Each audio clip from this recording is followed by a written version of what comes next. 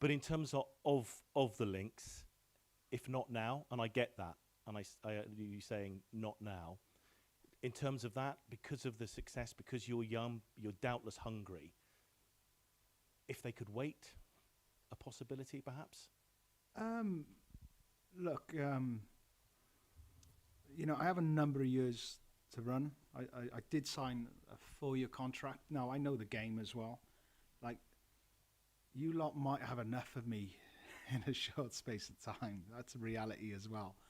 But I feel as long as I'm wanted, and people in Wales feel I can add, then that to me is something that motivates me. Then I stay. Look, always be careful of what, I try and live day by day. It's not always wise, but to me it makes sense. And in that, I try and appreciate what I have. And having this at the moment has been one of the best periods of my life. And hopefully that continues for a lot longer as well. Few more questions. Three. Three. You've Sorry. got one more. One more. Maths was never my strong point. In the squad, it's a strong squad, and I'm sure we'll talk about those in a minute. But there is one name that again is missing. What's your understanding of why you've been able to not select Aaron, and also just is there any clarity you can bring to his situation out in Mexico, because it is very unclear whether he is still at the club or he's left the club. Clearly, with what you said to us previously about Aaron, he's somebody you admire, believe he has a future. It all seems incredibly unclear. I just wonder if you could help with any clarity on Aaron's future. No, it's not for me to talk about the clarity on that. That's for Aaron and the club he's at, Pumas, or he's not at. To me, he's not available at this present moment. He's still injured, so it definitely wasn't an option for us. And we're just like yourselves. We're monitor as it goes along, and see what develops then, and see where we are. Now, listen, we've had the camps have been really quick, which is great. Every month we've been getting together, but then after this, there's a. So I imagine that situation will be a lot clearer coming into March. Thanks, Geraint. Craig, how you doing? Chris. On Aaron, have you spoken to him? How's he doing? But also, him missing now, he's clearly targeted the World Cup, but time's running out a little bit on him. Will we see him again in a Wales squad? Look, it's unfair for me to answer that. I understand the question, I really do. But we have to wait and see. I don't feel time runs out on anyone, until it does, until it's there. So we'll just monitor the situation. I think that's all we can do. I know it's been a difficult time for him at this present moment with his family. I believe we've all been there one stage or another, and we know how difficult this period is. Trust us, I've been there, and anyone had dogs? Yeah, you've been in that situation.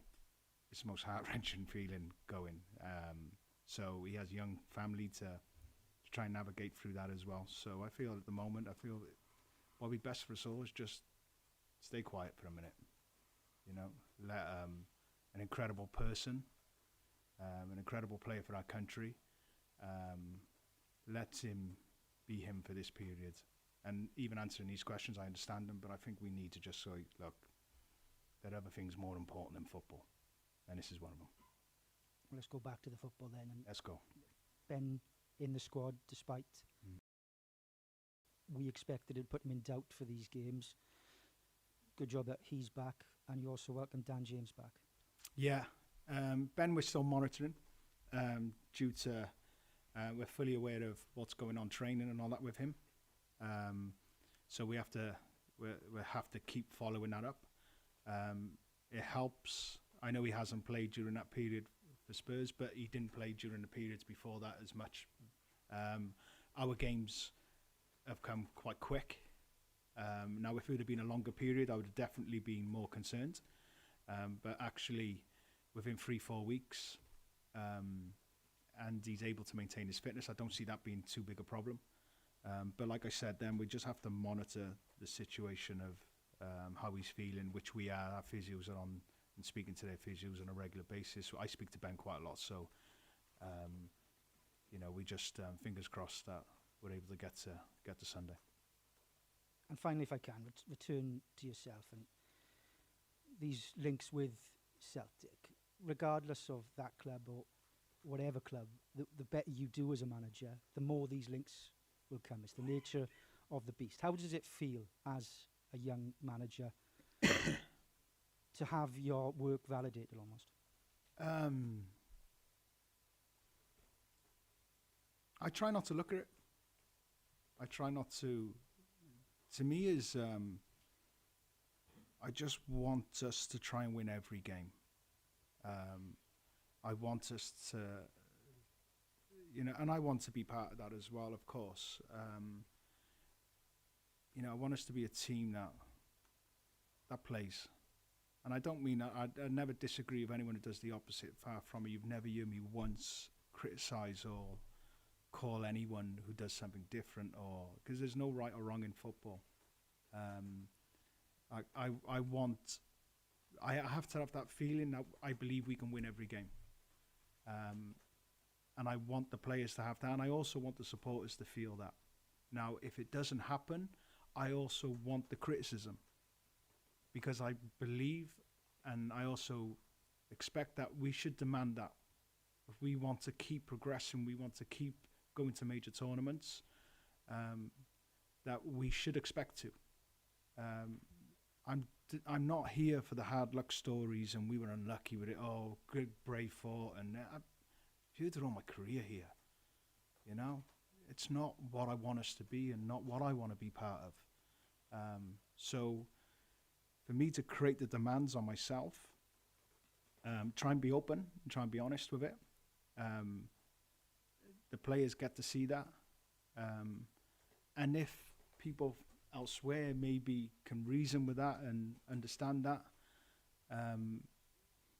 then okay. Then I can maybe see I'm maybe someone who might bring exciting football, or might bring something that they would like to go and see. Because I believe that's why we're here, no? It's, why do we go to watch games? It's to be on the edge of the seat. It's to enjoy it. To actually come away of, do you know what? Okay, the result might have been not, but I wouldn't mind watching that again.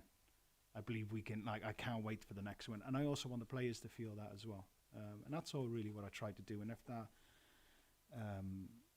trust me, I'm not naive either. But if other people enjoy that, then I'm happy, because that's so important to me. I want to enjoy it as well. That's great. Lawrence. Thank you. Thanks, Chris. Hey, Craig. How are you feeling going into this? It was possibly your toughest last window in terms of results, perhaps. But how are you feeling going into this doubleheader? No, good. Need to win 2. Liechtenstein, we expect to win. I'm not going to shy away from that. North Macedonia, different game. They haven't lost in this group. I feel they've been fortunate not to lose, and a lot of the games I keep watching back. So 2 games that I believe would have a lot of possession in. Now, how we're able to create chances from those, from having possession, because that's the point of having possession. We have to create chances. We have to create scoring opportunities. So I see 2 games being that. So that allows you to be very excited. It's nice to coach attacking stuff. And even on the previous ones, it was nice watching back quite a lot, understanding where we are, understanding what we can get to, what maybe we can't get to. That was interesting, because that's why, some might criticize someone. I will not apologize for trying to play the best teams going. I will not do that. We have to. If we want to, and I want to improve, you have no idea what I got out of Thomas Tuchel. Just listening to him on the side, then I see a top coach.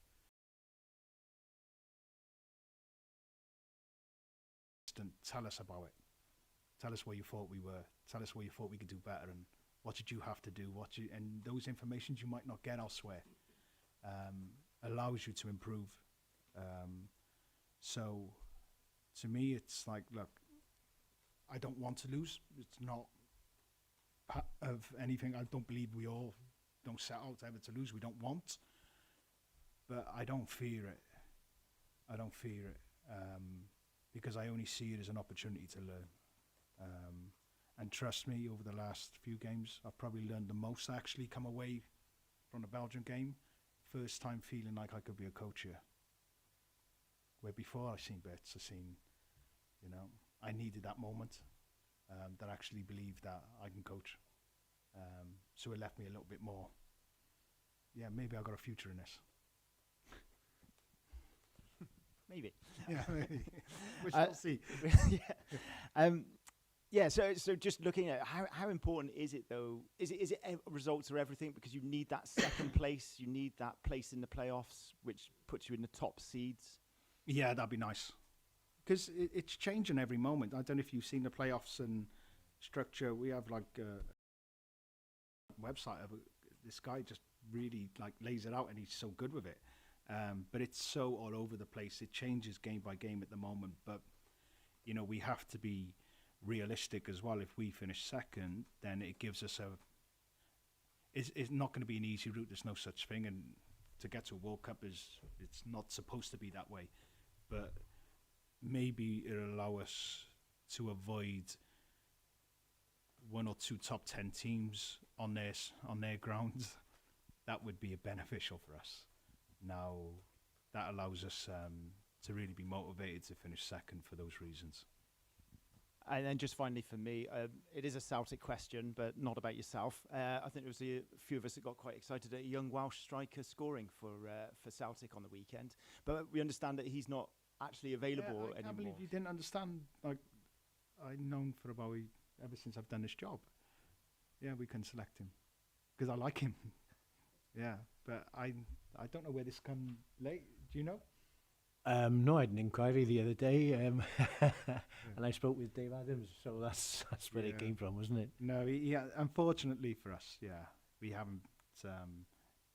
He's not on the radar to be able to play for us. So if he was, it's a completely conversation I would have loved to have had with you, because I would have liked to talk to him about that one, but it's not there. Thanks, Lawrence. Anybody else with a question? Yeah, Paul. Yeah, of course. Craig, I don't think I need this, but Craig, have Celtic actually been in touch with you? And if so, how have you sort of politely knocked them back? I would never talk about that. It's not right for me to talk about that. So, yeah, my only conversations are with Noel and Dave. Okay. And I think they're okay with me. They like me here at the moment.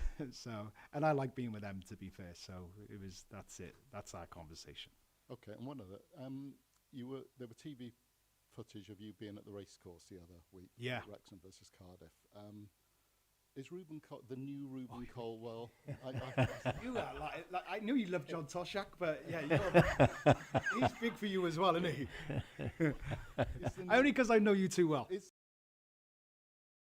more in tune with what you're asking? Yeah. Were you impressed with him that much? Yeah. Is what I'm saying. Yeah, I got to be honest. Look, I